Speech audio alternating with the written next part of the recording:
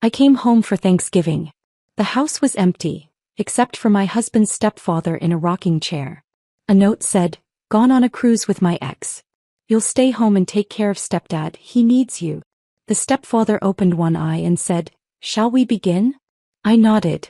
4 days later, my husband was begging. The note trembled in my fingers as the blood drained from my face. Gone on a Caribbean cruise with Hannah. Mom decided to come too since she needed a break. You'll stay home and take care of Victor, he needs you. Back Monday. Brady. I read it twice, certain there must be some mistake. The paper fluttered to the kitchen counter as my hand went numb. He's not coming back until Monday, is he? The raspy voice behind me made me jump. I turned to see Victor watching me from the doorway, leaning heavily on his cane but with eyes far too alert for the decrepit old man Brady had described. "No," I managed, my voice barely audible. "No one is. They've all gone on a cruise." Victor nodded slowly as if he'd expected this exact scenario. "Left you with the dirty work, didn't they?" Classic Brady move. I had arrived at the Mitchell family home just 30 minutes earlier, my car packed with gifts and ingredients for Thanksgiving dinner. The silent house should have been my first clue. No delicious aromas of roasting turkey, no football game blaring from the living room television, no cheerful greetings. Instead, I found only an unheated house and Brady's stepfather sitting alone in a rocking chair, looking at me with those uncomfortably perceptive blue eyes. "I don't understand," I said, sinking into a kitchen chair. "We've been planning this Thanksgiving dinner for months. His mother was supposed to host. Everyone was coming." I pulled out my phone and tried Brady's number again. Straight to voicemail, just like the previous 3 attempts. Victor shuffled to the refrigerator and pulled out a pitcher of water. "Been like this all week. Quiet as a tomb. They left Tuesday morning." He poured himself a glass with slightly shaking hands. "Didn't even stock the fridge properly. Hope you brought groceries." I hadn't. I'd brought cranberries, sweet potatoes, and my special apple pie ingredients. Contributions to what was supposed to be a family feast, not provisions for an abandoned holiday. My phone pinged with a notification. With a surge of hope thinking it might be Brady, I quickly checked it. Instead, it was an Instagram alert. Brady's sister had tagged him in a photo. With trembling fingers, I opened the app. The image knocked the wind from me.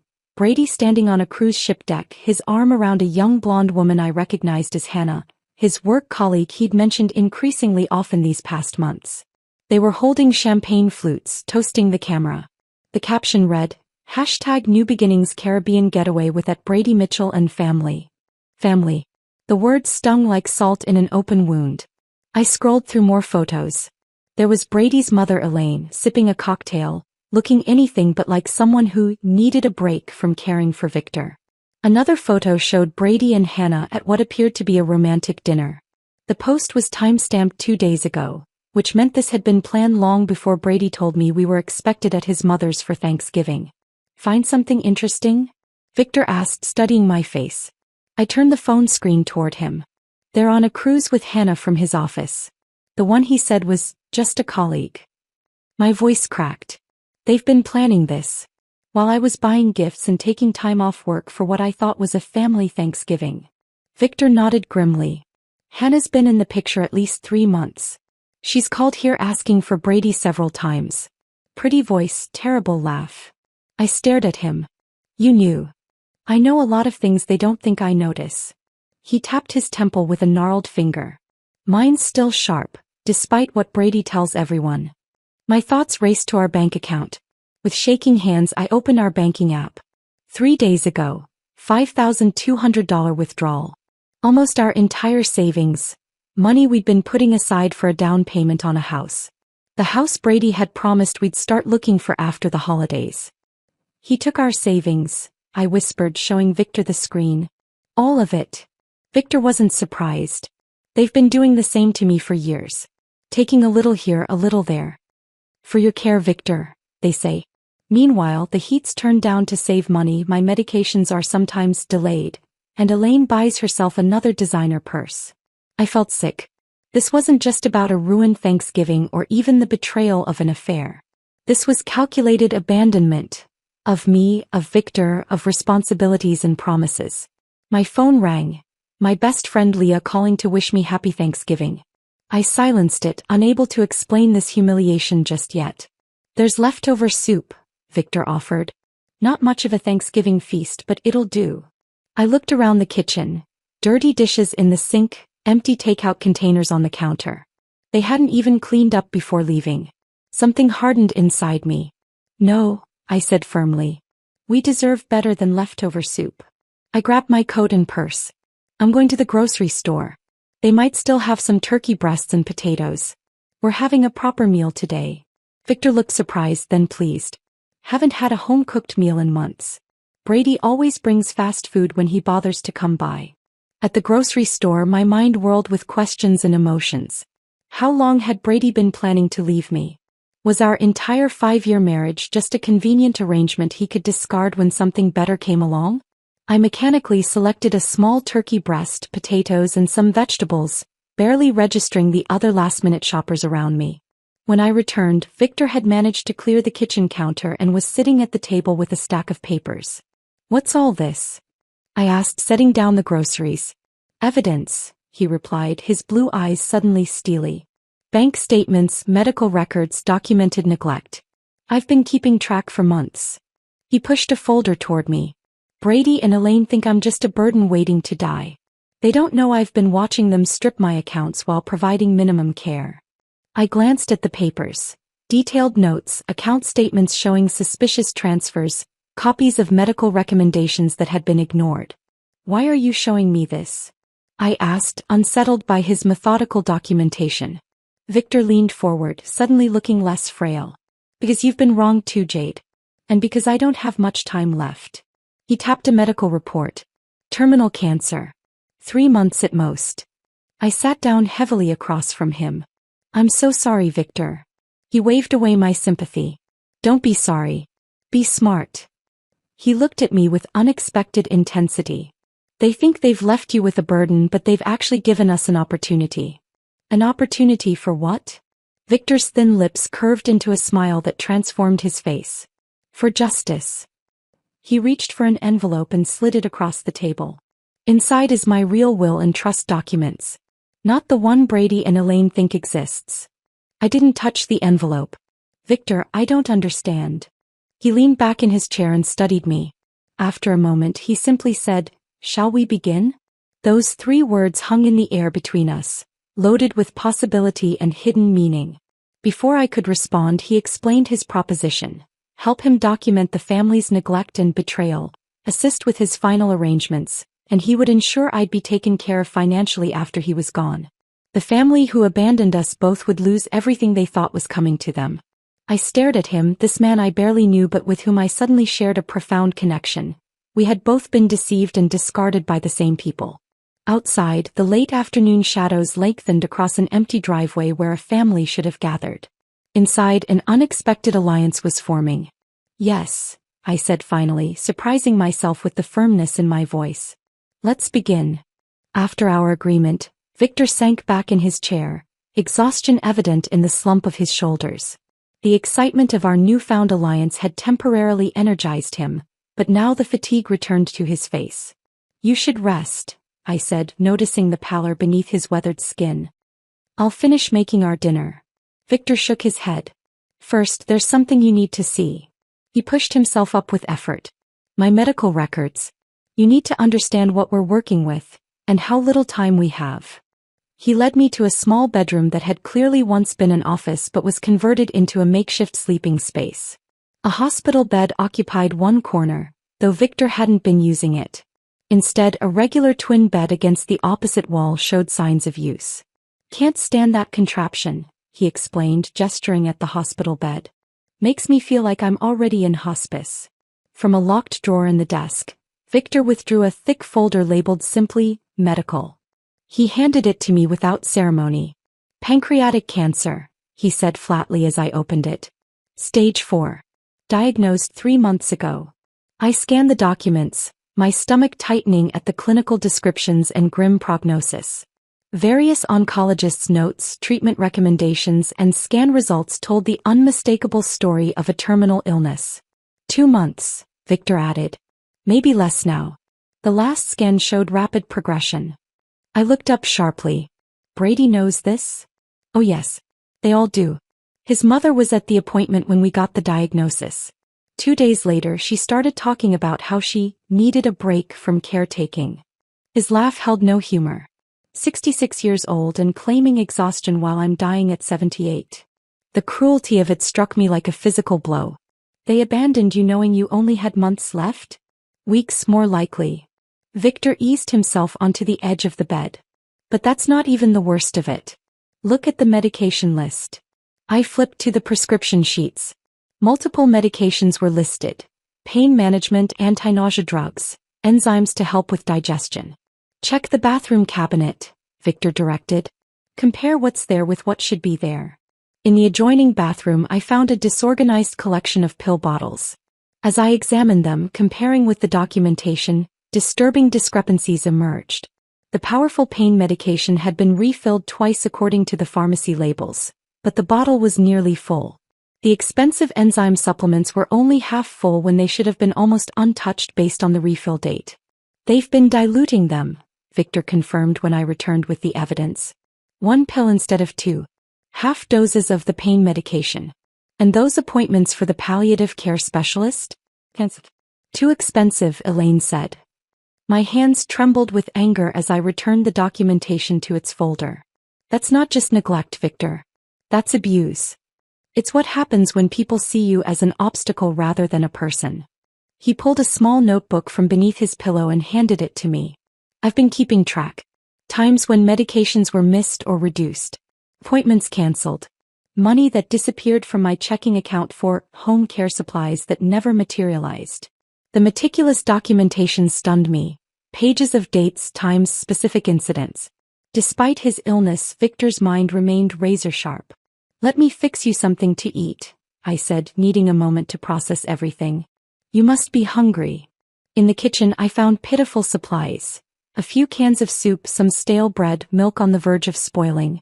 From my grocery run, I managed to put together a decent meal of roasted turkey breast, mashed potatoes and green beans. Not the Thanksgiving feast I'd planned, but far better than leftover soup. As we ate at the small kitchen table, Victor studied me. Tell me about your marriage, he said finally. When did you first notice Brady wasn't who you thought he was?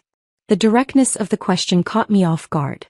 I poked at my food, considering how to answer. It was gradual, I admitted. When we first met, Brady was attentive, supportive of my graphic design work. I was building my client base, had my own small studio apartment, good friends. I paused, realizing how much had changed. After we married, he suggested I work from home to save on studio rent. Made sense financially, but then my equipment kept having issues. Computer problems, software glitches. Victor nodded knowingly. Isolation tactic. Exactly. Then came suggestions about which clients weren't worth my time, concerns about me being out late with friends. He'd check my phone, claiming he was just looking for a number. The patterns were so clear in hindsight. When my father died last year and left me $30,000, Brady insisted we put it in our joint account for our future. That money was supposed to be for our house down payment. The money he just spent on a cruise with another woman, Victor added quietly. I set down my fork, appetite gone. 6 years of my life. And now I find out he's been planning to leave me while spending our savings on his co-worker. People like Brady and Elaine see relationships as transactions, Victor said. I learned that too late with her. I was already successful when we met, widowed with a comfortable portfolio from my banking career. She was charming, beautiful, and Brady was just a teenager who seemed to need a father figure. He sighed heavily. After we married, things changed. Expenses increased, justified as living the life we deserve. When I tried to maintain some financial boundaries, I became the villain. Stingy, controlling, not really committed to the family. That sounds familiar, I murmured. After dinner, Victor led me to his study. A small room Brady's mother had converted to a meditation space, but that still held Victor's desk. Help me with the painting, he requested, pointing to a mediocre landscape on the wall. Behind it was not as safe as I expected, but a loose panel in the wall. Victor removed it and pulled out a weatherproof document case. My real assets, he explained, spreading the contents across the desk. Investments Elaine knows nothing about. Property in Vermont. Accounts in the Cayman Islands from my banking days. I stared at the documents in shock. The amounts were substantial. Well over $3 million in assets entirely separate from what the family could access. Brady and his mother have been siphoning from my known accounts for years, Victor explained. But this they can't touch. I made sure of it. He pointed to a property deed. This house. It's not in my name or Elaine's. It's owned by one of my holding companies. They think they're inheriting it. They're not. Does Brady know any of this? I asked, stunned by the extent of Victor's hidden wealth. Not a cent. Even my attorney doesn't know the full picture. Only my financial advisor in Boston, and he's been sworn to secrecy. Victor's eyes held a fierce determination I hadn't seen before. I always knew Brady's true character. He's just like his mother, charming to your face while reaching for your wallet. I just never thought he would do the same to his wife. The next morning brought another development. A discreet visit from Patricia Winters, Victor's attorney. A stern woman in her 60s with impeccable silver hair and penetrating green eyes. She arrived carrying a briefcase full of legal documents. So you're the abandoned daughter-in-law, she said, assessing me with a frank gaze. Victor called me last night. Said you were an unexpected ally. Over coffee, Patricia laid out what Victor had been working on legally, documenting the neglect, changing his will, and creating financial structures that would be ironclad against challenges. We need to finalize several documents, Patricia explained. Transfers that need witnessing, medical powers of attorney, final amendments to the will. I offered to help organize the evidence Victor had collected. My graphic design background made me good with digital organization and documentation. Perfect, Patricia nodded approvingly. We'll need everything properly cataloged for when they inevitably contest the will. That evening, after Patricia left with the signed documents, Victor and I sat in the living room with a photo album he'd pulled from a bookshelf. Look at this, he said, pointing to a photo of Brady as a teenager. His mother behind him always whispering in his ear. He turned the page. Here's Brady's father before the divorce. Notice how miserable he looks. Elaine did to him what Brady's doing to you. Page after page revealed patterns I recognized from my own marriage. Subtle control, financial manipulation, the caring facade that dropped when money was involved. It's like seeing my own life from the outside, I whispered. Victor nodded, understanding in his tired eyes. That's why we need to stop them now. Before they do this to someone else. In that moment, our alliance solidified into something deeper than convenience or mutual benefit. We were two people who had been betrayed by the same family, now united in seeking justice. We're not just getting revenge, Victor said, closing the album gently. We're making things right. I reached over and squeezed his thin hand. Yes. For both of us. The next morning I woke with renewed purpose. Victor and I had stayed up late strategizing, and now it was time to put our plan into action. After checking on Victor, who was having a relatively good day despite his condition, I made a quick breakfast and laid out our priorities.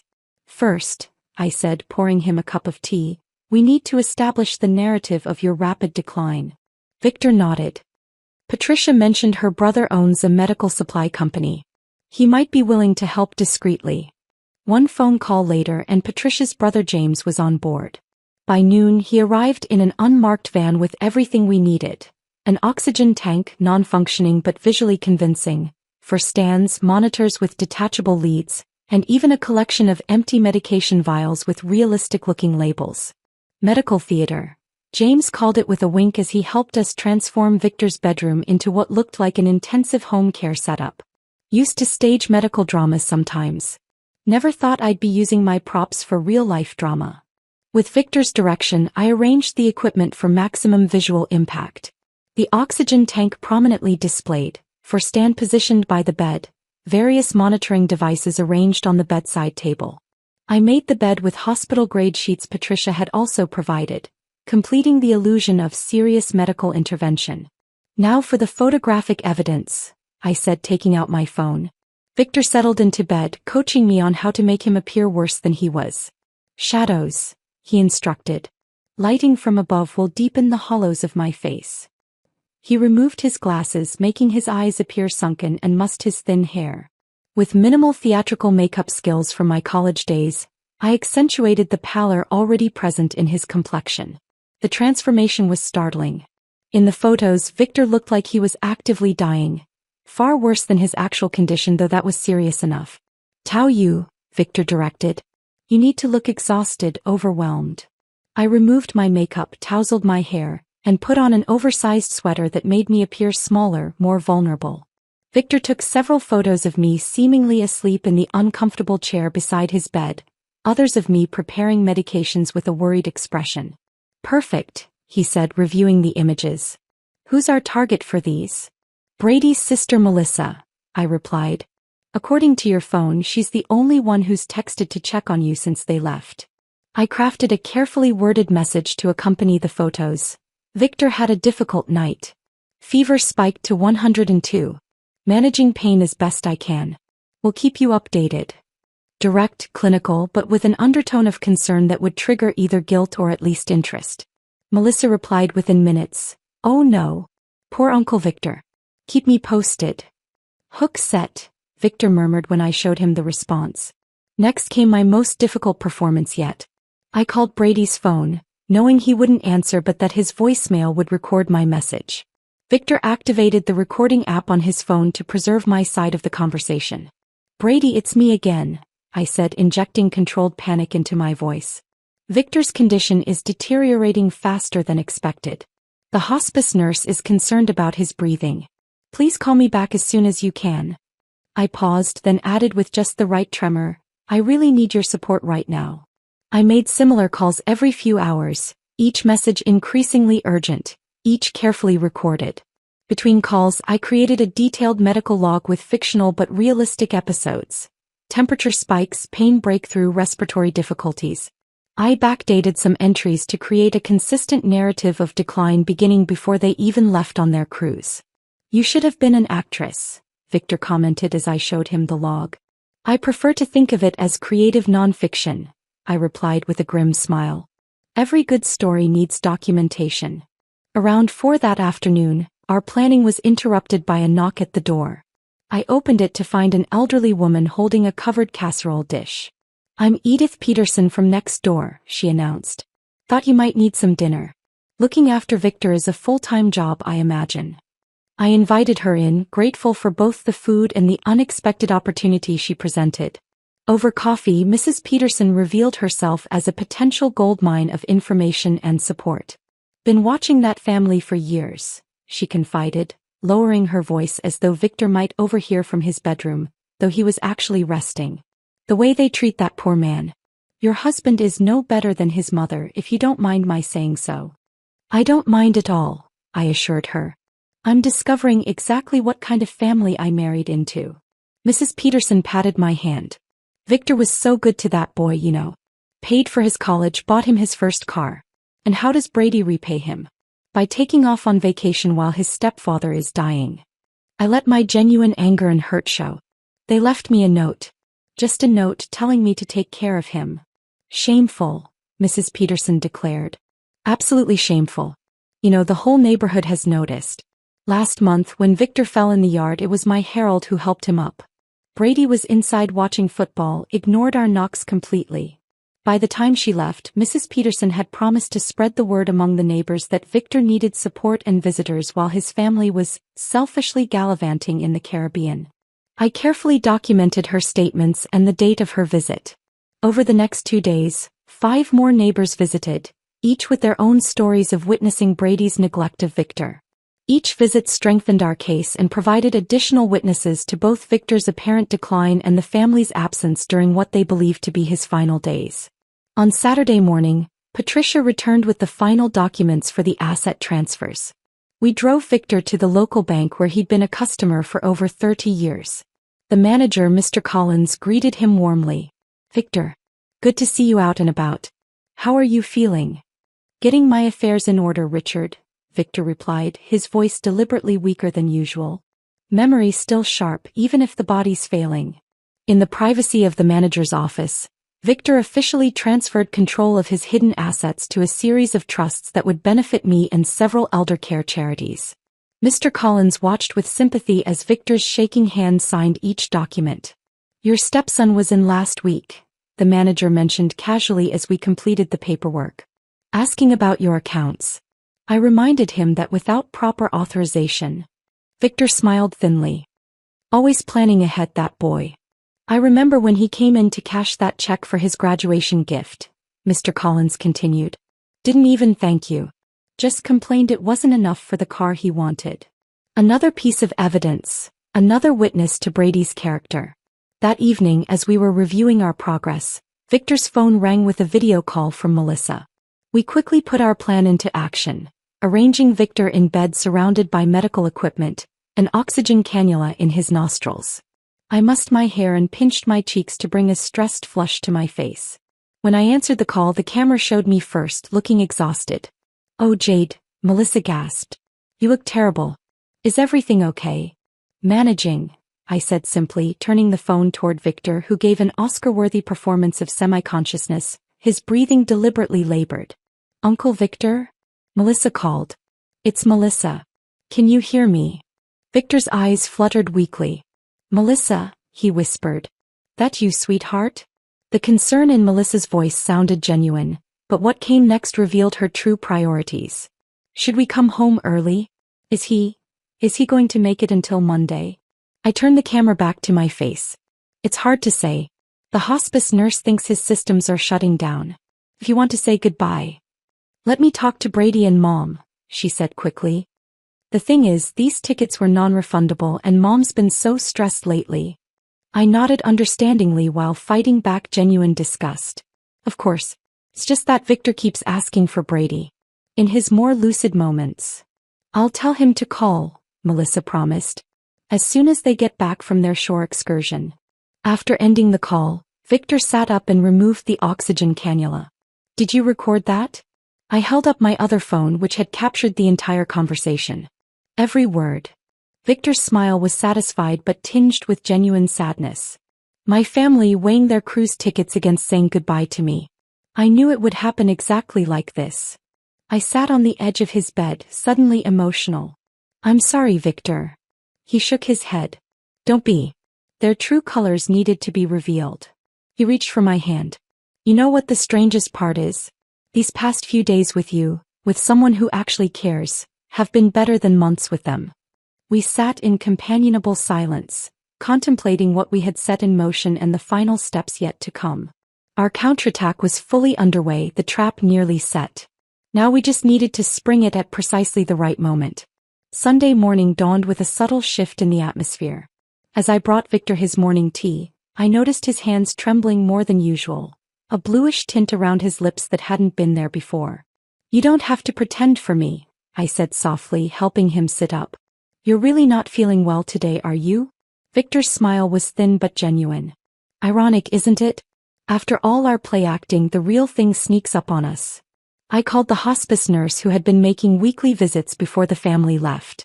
She promised to come by that afternoon but advised me on managing his comfort in the meantime. This wasn't acting anymore. Victor was actively declining and a rush of protectiveness swept over me. Our revenge scheme suddenly felt secondary to ensuring his comfort and dignity. What would you like for breakfast? I asked, trying to maintain normalcy. Peaches, he said, surprising me. Fresh peaches with cream. My late wife Martha used to prepare them every Sunday morning. The request sent me to 3 different grocery stores before finding decent peaches in November. When I returned and prepared them as he described, sliced into perfect crescents with a dollop of whipped cream, Victor's eyes misted over at the first bite. Just like she used to make, he whispered. No one's bothered to remember such things about me in years. Throughout the day, I found myself doing things not for our plan but simply for Victor's comfort. Adjusting his pillows, reading aloud from his dog-eared copy of Raymond Chandler's The Big Sleep, playing the classical music he mentioned enjoying. The genuine care that had developed between us over our short time together surprised me with its intensity. You know, Victor said during a lucid moment that afternoon, I haven't been treated with such kindness since Martha died 12 years ago. Strange how a stranger has shown me more compassion than my own family. The hospice nurse, Diane, arrived around 3. After examining Victor, she took me aside in the hallway. His organs are shutting down, she said gently. It's happening faster than we anticipated. I'd say he has hours, maybe a day at most. Though I'd known this was coming, the news hit me harder than expected. Should I call the family? I asked, suddenly uncertain about our elaborate plan. Dan shook her head. At this point it should be about his comfort, not theirs. If they've chosen not to be here. She left the rest unsaid. After she left, I sat beside Victor, who had overheard everything despite our hushed voices. Don't call them, he said firmly. They made their choice. But we do need to finalize some matters. He reached for my hand. Call Patricia. Tell her it's time for the final steps. Patricia arrived within the hour, bringing a notary named Thomas with her. Victor was remarkably alert as they entered, as if summoning his remaining strength for this last important task. Are you sure you're up to this? Patricia asked, concerned by his appearance. More certain than ever, Victor replied. Death has a way of clarifying priorities. They finalized the last paperwork, documents that officially transferred control of his assets to me as trustee, with specifications for charitable donations to elder abuse prevention organizations. The new will explicitly mentioned Brady's abandonment as the reason for his disinheritance. Now for the letter, Victor said after signing the last document. Patricia set up her tablet to record as Victor dictated a message to be read to the family after his death. What emerged wasn't the angry condemnation I might have expected, but something far more powerful. Our expression of profound disappointment and the deep pain of being treated as a burden rather than a father. To my family, he began, his voice gaining strength with each word. By the time you read this, I will be gone.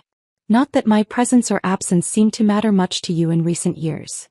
He detailed specific instances of neglect without accusation, simply stating facts. Holidays spent alone while they vacationed, medical appointments cancelled for convenience, overheard comments about waiting for the old man to die.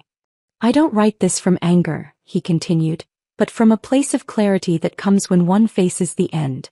The greatest pain in life is not illness or even death, but the realization that those you loved saw you only as an obligation, a task to be managed, an inconvenience to be tolerated.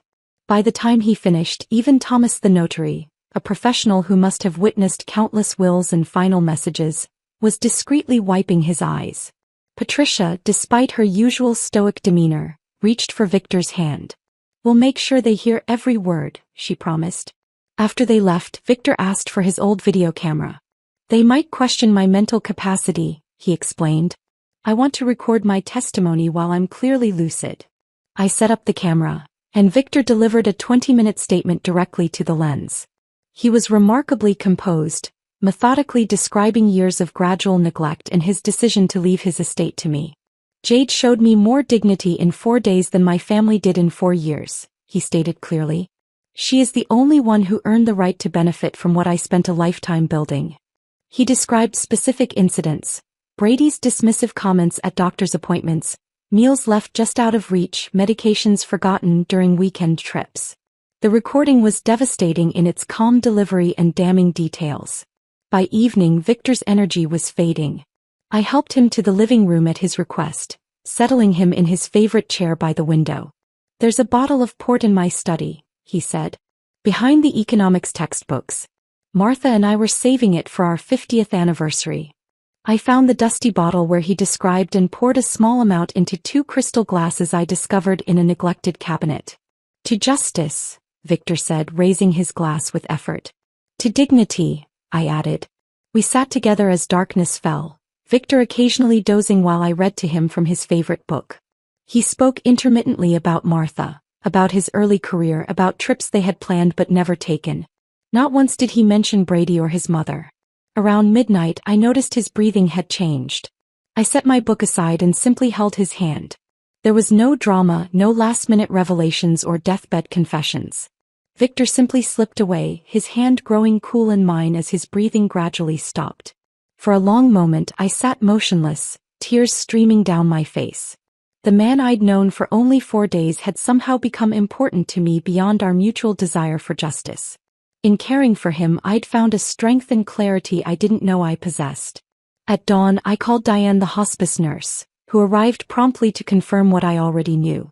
She seemed surprised by how peaceful Victor appeared. Many terminal patients show signs of distress, she commented.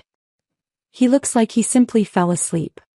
He did, I said quietly, reading Raymond Chandler and drinking 50-year-old port. After Diane made the official pronouncement, I called the funeral home Patricia had recommended. 2 somber men arrived within the hour to collect Victor's body. One of them knew Victor from community functions and expressed genuine condolences. He was a good man, he said. Always generous with the fundraisers. Once they left, the house felt suddenly empty.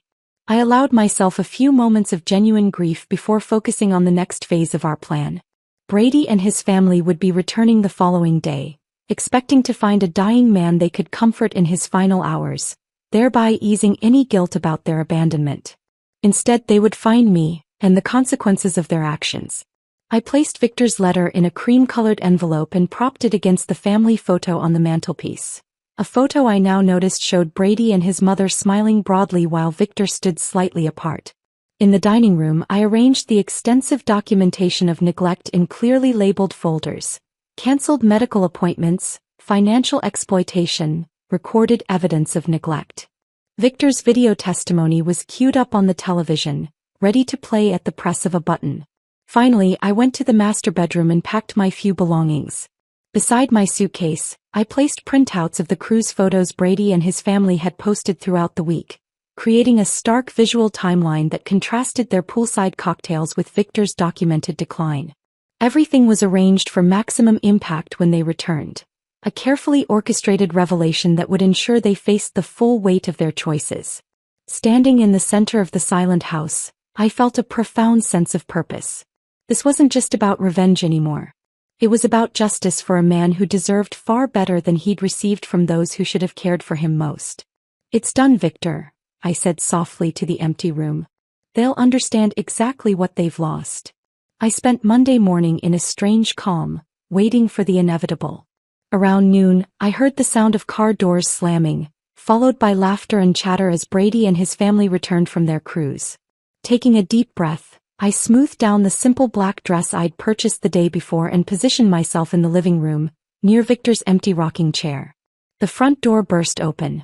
Brady entered first, his mother Elaine right behind him, followed by Melissa and Hannah, the colleague, who was clearly more than that.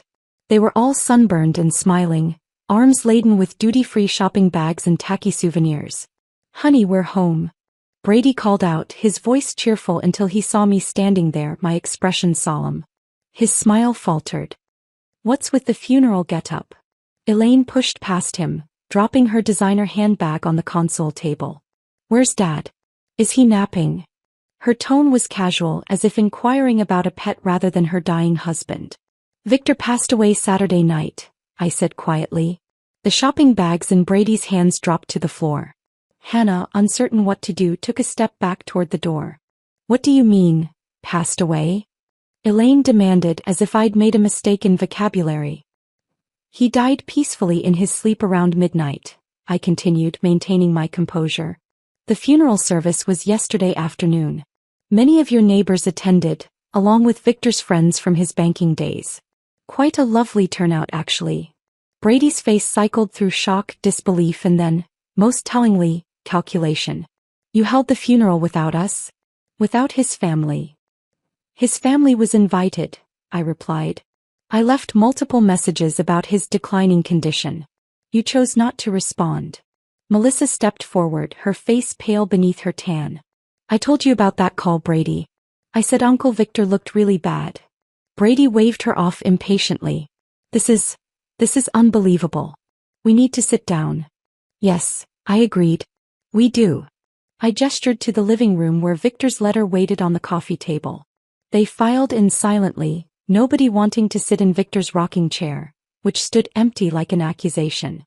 "There are some things you need to know," I said, picking up the cream-colored envelope. "Victor left this letter to be read to you upon your return." "Did he change his will?" Elaine interjected bluntly. "Is that what this is about?" I met her eyes directly. "Perhaps you should hear his words first." I unfolded the letter and began reading Victor's message. His disappointment flowed through my voice. The holidays spent alone, the doctor's appointments cancelled for convenience, the overheard comments about waiting for the old man to die. As I read, I watched their reactions. Elaine's face hardened defensively. Brady fidgeted, avoiding eye contact with anyone. Melissa looked increasingly uncomfortable. "The greatest pain in life," I read, is not illness or even death, but the realization that those you loved saw you only as an obligation, a task to be managed, an inconvenience to be tolerated. When I finished, a heavy silence filled the room. Hannah, clearly wishing to be anywhere else, stared at her feet. Finally, Brady cleared his throat. Look, Dad was confused at the end.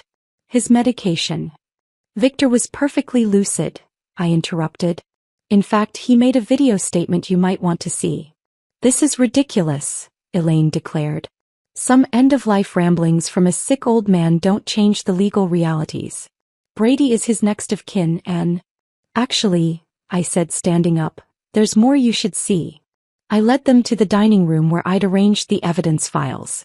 Brady's eyes widened as he took in the meticulous documentation laid out in chronological order. What is all this? He demanded. Evidence, I replied simply.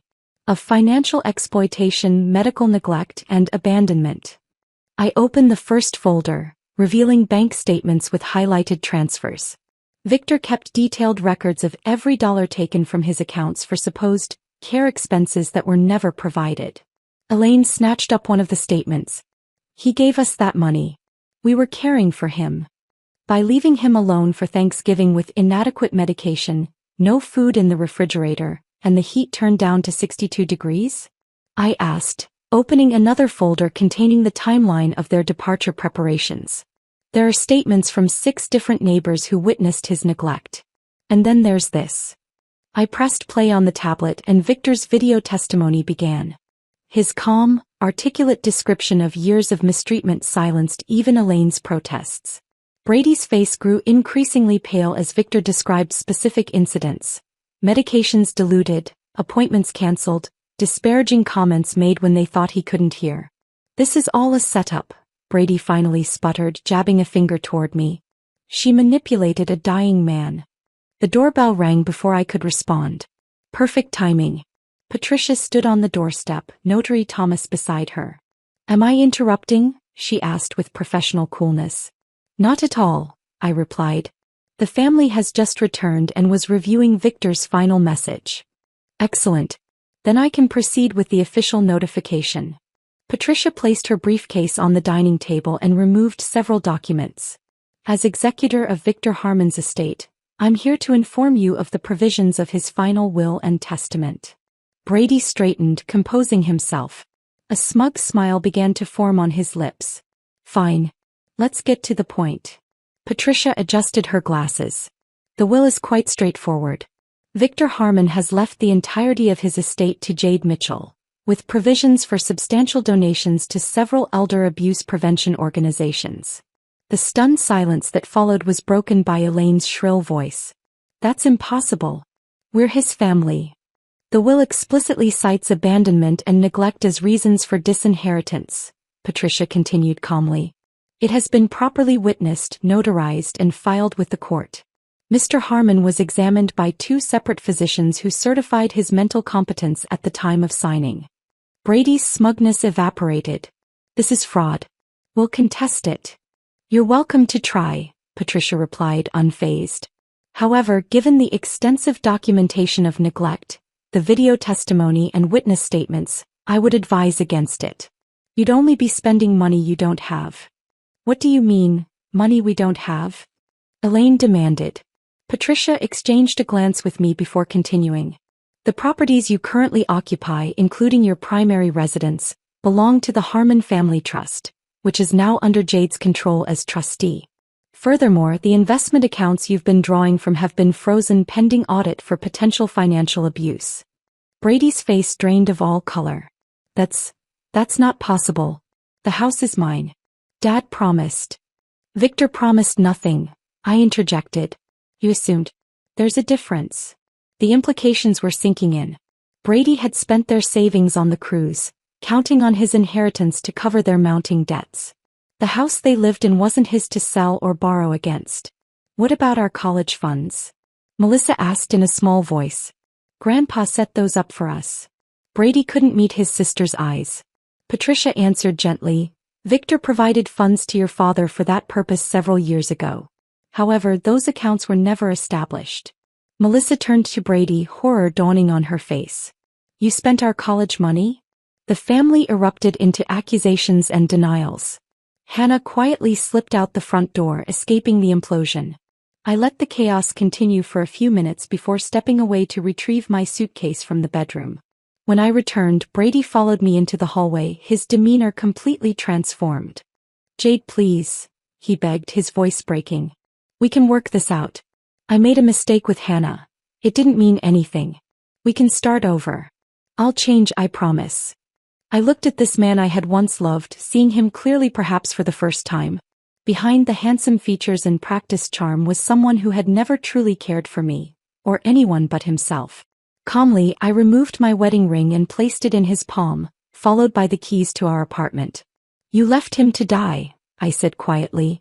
"Now you get nothing, including me." I walked toward the door, suitcase in hand. Brady's pleas turned to threats as he followed me. "You won't get away with this. I'll fight it in court. You manipulated a sick old man." At the doorway I turned back briefly. "Everything was done legally. You taught me one valuable lesson in our marriage, Brady. Always keep receipts." I stepped outside into the bright November sunshine. Behind me, I could hear Brady's continued protests and Elaine's angry voice demanding Patricia explain how this could happen. But those voices were already fading, becoming part of a past I was leaving behind. Patricia had arranged for a room at a quiet hotel while I figured out my next steps. As I placed my suitcase in the trunk of my car, Mrs. Peterson appeared on her porch across the street. She gave me a knowing nod and a small wave. I waved back, feeling a surprising lightness despite the emotional weight of the past few days. Victor's final gift wasn't just financial security, though that would certainly help me rebuild my life. The true gift was the clarity and strength I'd found while helping him find justice. As I drove away from the house and the shattered family inside it, I wasn't thinking about revenge or even vindication.